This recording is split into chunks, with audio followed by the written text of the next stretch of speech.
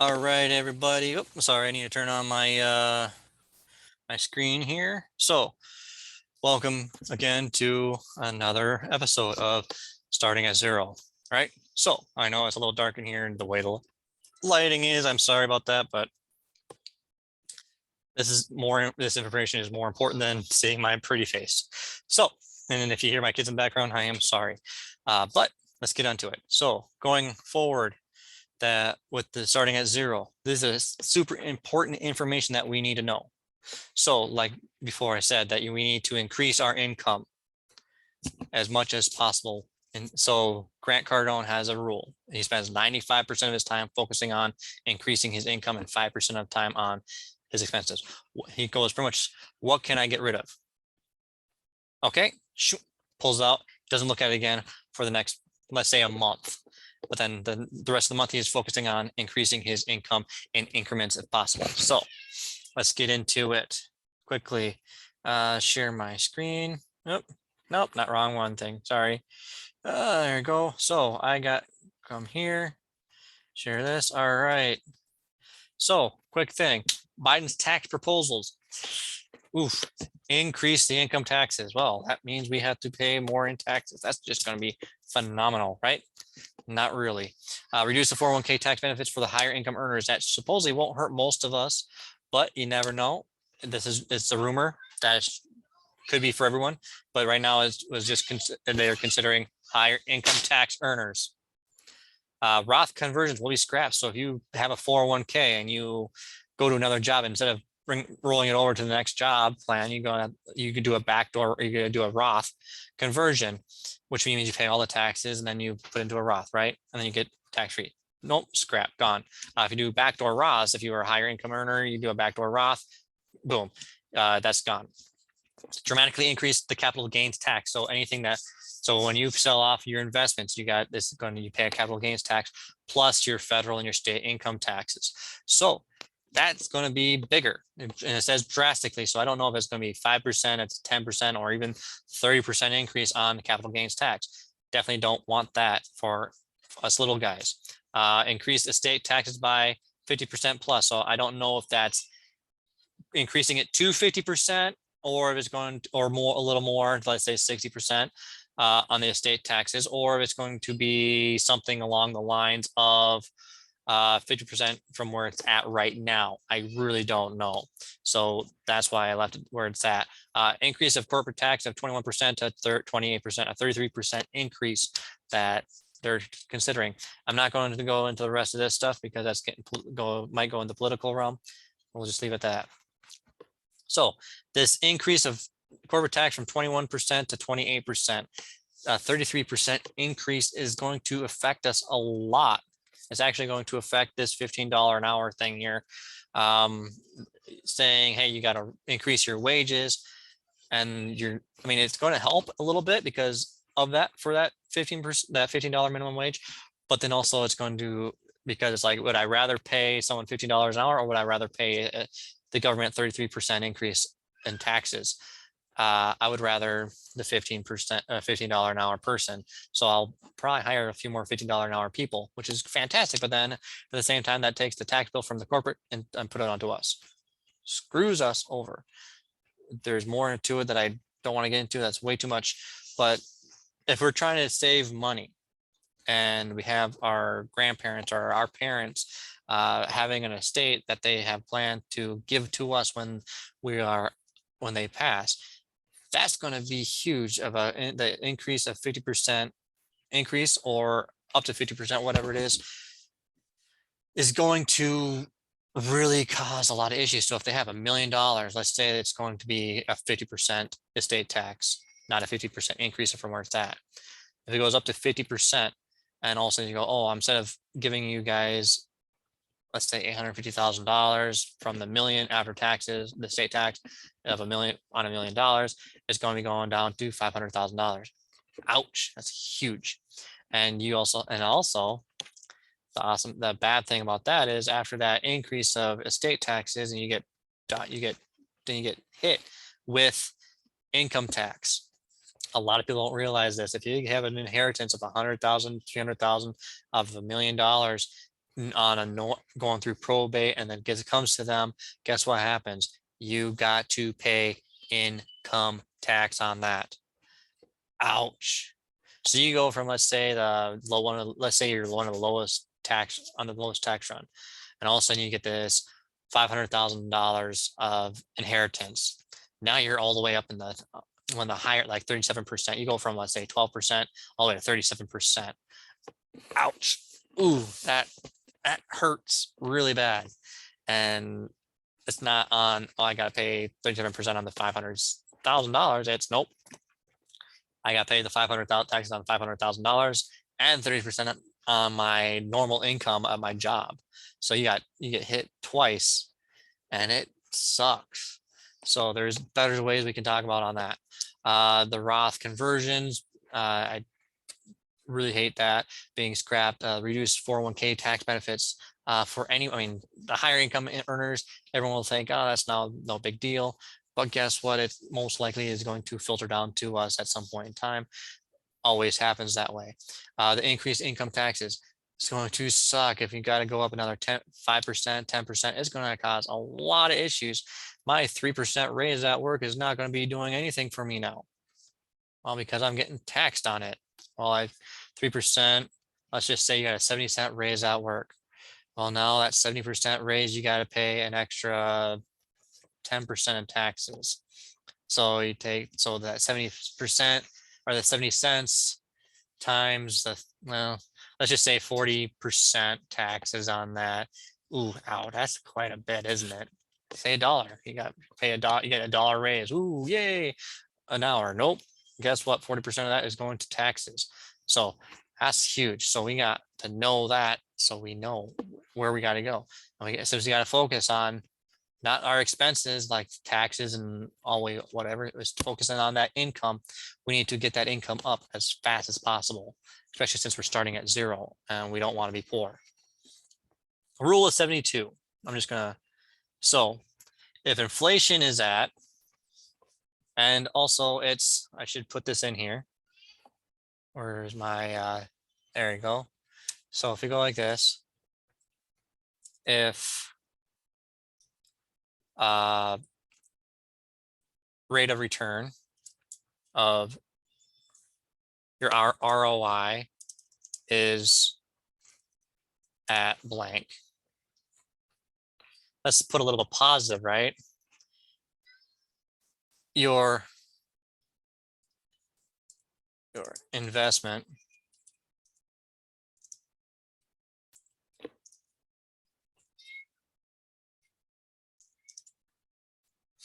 all right, so oh, if I put a capital I in there, oopsie, there you go. So if your return of your investment is at 5%, your investment doubles every 15 years. If the inflation is at 5%, the cost of living also doubles every 15 years. This is the rule of 72. So you take 72 divided by the 5%, it gives you how many years it takes to double your money or double your cost of living. So from 2019 to 2020, it's almost so 22. So it's pretty much ever since this COVID, the pandemic stuff has happened, there is a lot of increasing in prices of the housing market has gone skyrocketed. The food industry has gone up. Everything has gone up, and you're thinking, oh my gosh, what the heck? If we use a calculation that they used back in the day when they first started doing inflation rates, the inflation would be at right around between 15 to 21%, depending on where you live in the United States, right? So your cost of living doubles every 3.4 to 4.8 years. We are at the 3-year mark, almost at the 3-year mark from 2019, and only a couple months away. So guess what? It's going to be, it's pretty much, the cost of living has pretty much doubled almost. And because but they don't use the real formula that they used back in the day. Their new formula does not include housing, does not include gas, energy, and does not include food prices. Well, that mainly are expenses, right? And if they use, but they also, if they did food, it would be taking a pound of hamburger or a pound of steak last year to a pound of hamburger this year. That's pretty much as meat, as beef, but it's different. So it's pretty much taking a Gala apple and you comparing it to a Honeycrisp apple, or let's just say apples, oranges kind of thing. If a pound of steak of a, let's say filet mignon is this much money last year per pound. Well, and hamburgers now this year is very, or is only 7% higher than that number. Well, it's 7%. Well, it's this, well, it's that. No, it's apples and oranges, completely different. It's not the same thing. Anyway, so if inflation's at 5%, the cost of living doubles every 15 years. If it's at 7.2%, it doubles every 10 years. So what we want to do is make sure that our ROI is a 5%. If it's to match inflation at 5%, to make sure that our cost of living doesn't, or we don't, if our cost of living doubles, our investment doubles. So for retirement, and we don't have to worry. So we match inflation. We're okay. What we have now is going to be okay because it's going to double every single, or be there because it matches inflation. With inflation being supposedly the 8.5%, I highly suggest that our ROI should always be more than the rate of inflation. And if possible, if honestly, it doesn't really, this is one of the wonders of, let's just go down here, compound interest,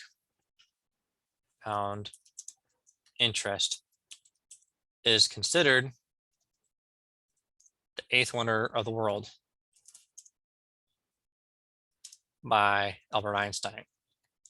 Wonder of the world.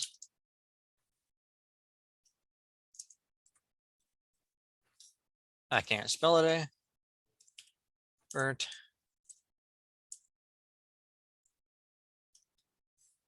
Albert Einstein. So if you have a regular inflation, let's say the 10% near, it doubles every 7.2 years.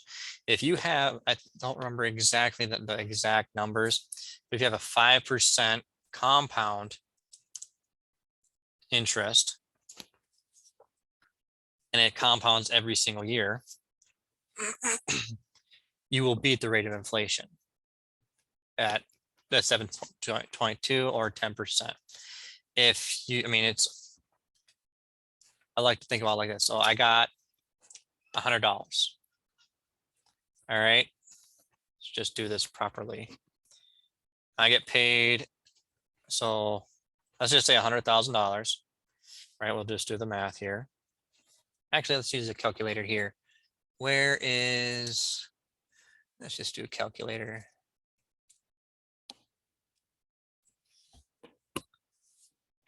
So let me switch my screen here.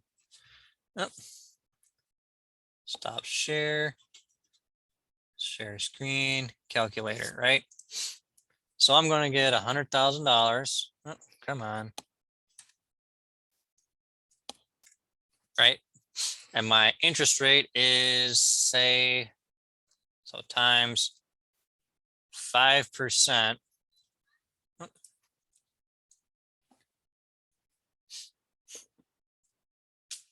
That's $5,000. Well, let's say I get it's compounded daily. So divided by 365. That's $13.60 or 70 cents. So you take that $13.70, add it to the $100. So 100,000 plus the 13.70. Guess what happens? The next day at 14%, or the 5 times 5 5,068.5 divided by 365. That's another $13.70. So every single day you're getting an increase. So your $100,000 net one day is now $100,013 and $100,013, $100,013.70. Then it's 2740 or 100,000. So it goes from, let's just go this, make it easy. So $100,000 becomes 113.70. Then it becomes 27.4. Then it becomes, you get the picture. It just goes up, up, up, and then so sooner or later, your money keeps going up higher, higher, higher, and you're like, and with every single day, and you're like, oh, this is fantastic. It actually beats a regular 5% interest, a simple interest every single year. So back to, let's see, share screen again. So starting at 0, number 1, we need to increase our income because 1, we're also going to be paying more in taxes. Well, that sucks for us. So we need to make more income. So if you get a side hustle, whatever else not. Number two,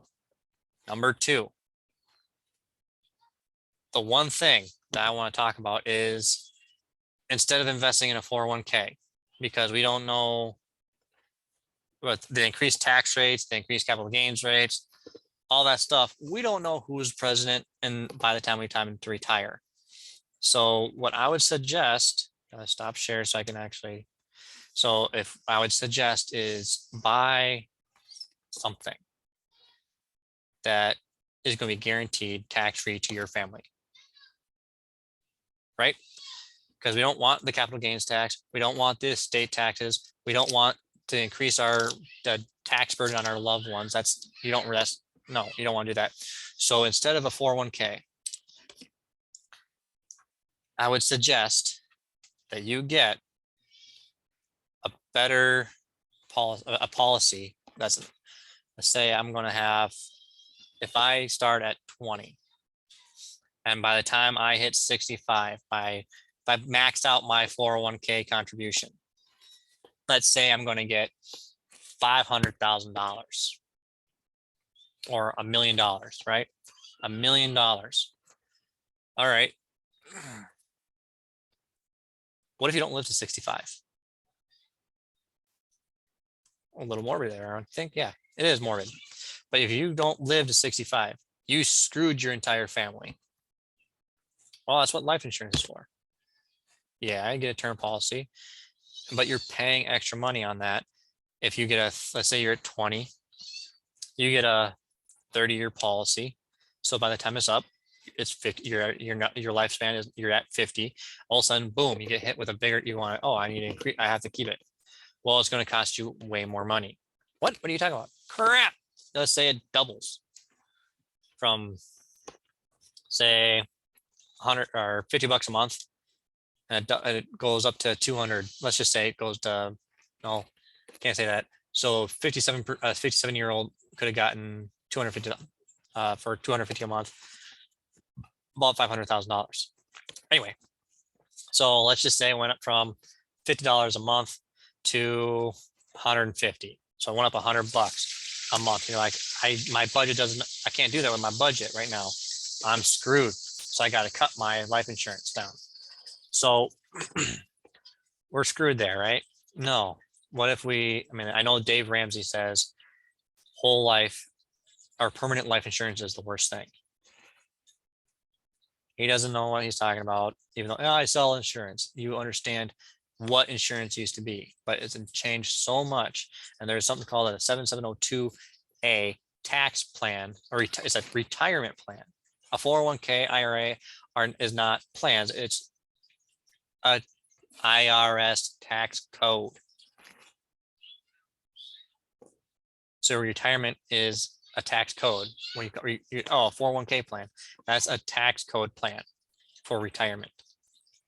IRA is a tax code. Roth IRA, tax code. They all have tax codes in them. So the 7702A IUL policy, which is life insurance plus your cash value. Well, you got to pay more for the insurance as you grow older. That's with a normal whole life. But if you do an increasing benefit, so not level funded, but so let's see if I can do this. So I'm going to go to, I'm just going to quickly do this. So paint. Just going to show you guys this pretty quick here before we jump off and share my screen. I don't need to paint. Here's your whiteboard. There you go. So a normal life insurance policy, whole life, is usually like this. You get $100,000 in death benefit. And then your cash value starts doing this back and forth. All right. And it just fills it up and you're paying less and less in insurance right here, right? Less and less of insurance, but you're still paying the same premium. That's what Dave Ramsey hates. But he forgot, or he didn't know that they did something like this. It's called option B. So this is option A. I can't do it right. This is level funded. And this is option B, which is increasing.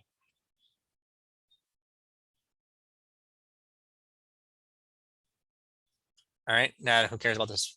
So you get $100,000 in your death benefit. But instead of doing what this does over here, what happens is that it adds a block on top. And this is your cash value that grows and grows and grows and grows and grows. You know, let's put a line through here, right? So this is your $100,000. Here's your cash value. So then you get your death benefit, DB, and your cash value. Over here, so you get 100K. And then you get, let's say you saved up $500,000 right here. So if you're, this is two birds with one stone, right? I got 500K now my cash value because I did a max funded IUL increasing. So my 100,000 stays the same instead of over here. After it hits to a certain point, you're paying, let's just say $25,000 of insurance and you got $75,000 of cash value. That's level. Increasing over here is I'm paying for $100,000 of life insurance. And then I put $500,000 at retirement. That's a lot of money, isn't it? Problem is, this one is a bigger investment. But now I have access to this, my cash value.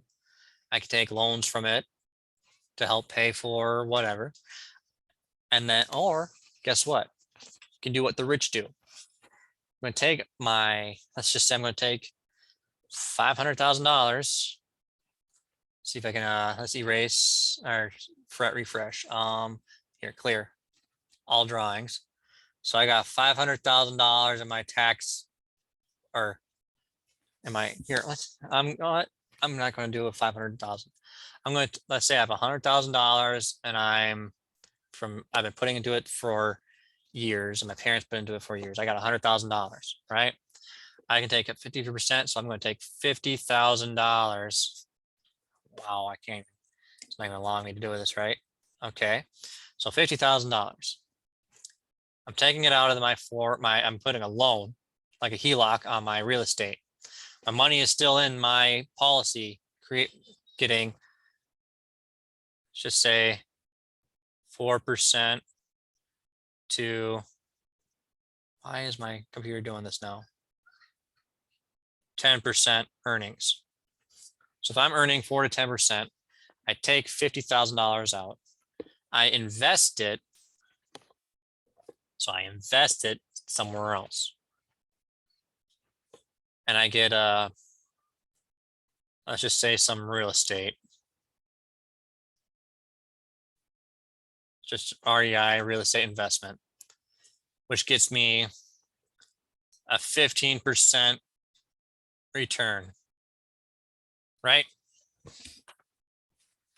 So then I'm getting 15% over here. I pay back my loan while it's still making money. So I'm getting 4 to 10% over here. I'm getting 15% over there. And it just keeps growing and growing and growing. And I have no worries about the taxes. Don't have to worry about a loan to the bank. If I don't pay this back, let's say I don't pay this back, I'm pulling $50,000 from my death benefit. So my money, my $100,000 is still sitting there, right?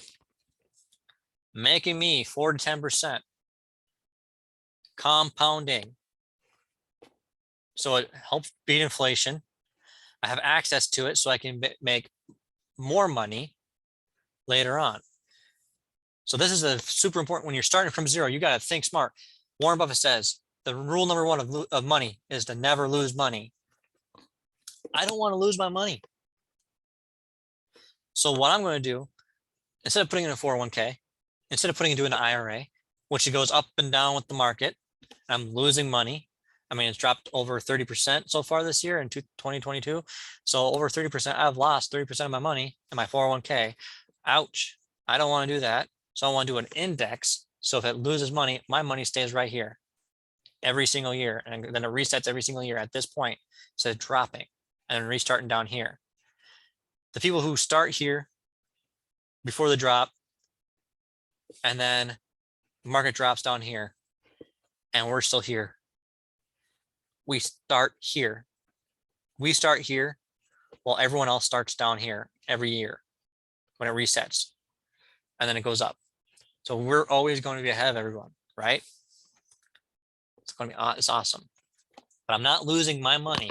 My money is still in this account right here. This is my money. I use the insurance, the death benefit that they promised to pay me, $50,000 of it. And I had $100,000. So I get 50%. I can use that money to get myself a 15% return on real estate, or I can invest it in, say, crypto assets, and that's going to be paying me 5% compounding or whatever. Then I either pay it back or I don't pay it back. And I don't worry about it. I don't have to pay it back, right? So if I'm having my $100,000 over here, making me 4 to 10%, and I pull from the death benefit and make between 10 and 15% or 5% compounding over here, these both are compounding every single year. And then I can pay back my loan, then pay my capital gains, my income, my taxes and everything on this portion of it on a smaller amount because I paid back my debt. You can't tax debt. So you can, as a business, you pay it back. You pay a smaller chunk of your of money for your taxes, capital gains, all that. And then you can use that money to keep growing, or you can increase over here and buy more life insurance, another policy, or whatever to increase what you get every single year. And it's tax free. Biggest thing, it's using the tools that the wealthy are using to pull and get debt to fund what they invest or their lifestyle. They never sell their assets. Buy an asset, don't sell it. you mortgage, take a loan and use that asset as collateral and make sure that debt gets paid back. With a life insurance policy, you don't have to worry about paying it back, because when you die, it just gets removed from that. Since you put a loan or pulled from the death benefit, that's what you get. So if I took $50,000 out of a $100,000, it's not the exact number, but if I take that, if I took 50% of my death benefit as a collateralized loan, and I don't pay it back, I don't have to worry about it unless I have a regular whole life policy. If I have a max funded IUL, I don't have to worry about it because I'm still getting my money, because it's increasing. My death benefit and my cash value are not the same thing. They're on two different accounts, which is phenomenal. So, and I don't have to pay that debt back if I don't want to, but if I do, I'm better off for it. So anyway, that's this episode of, I know it's a longer version of starting at zero, but this is something that I really, really wanted to get to you guys because it's important information. Anyway, I hope you have a fantastic day. I hope you found this as value, and have a blessed week and month.